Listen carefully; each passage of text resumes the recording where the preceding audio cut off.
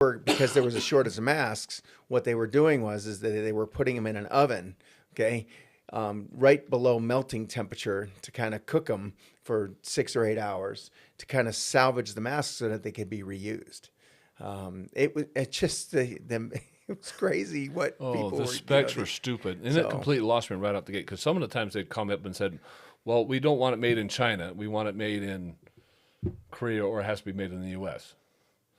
I was like, "Okay."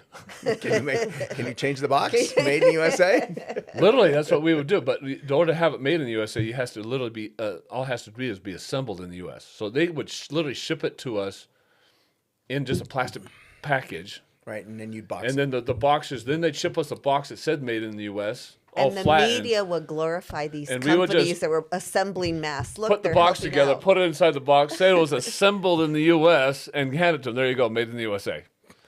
And everybody was doing it that way. Everybody was doing it that way. Or we would have a made in China, ship it to Korea, and then have the Koreans put it in the box for us and say it was made in Korea.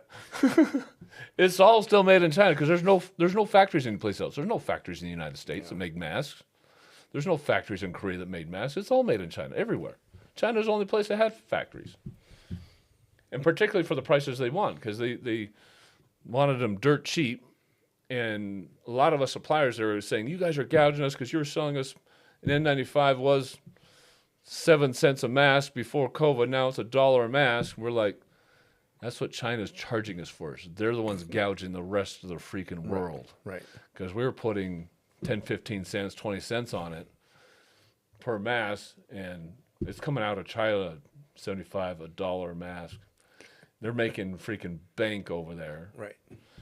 And a lot of people just don't understand that importing world. And I did importing for 10 plus years. And so I know what those factors are doing over there. You can't tell me I don't. So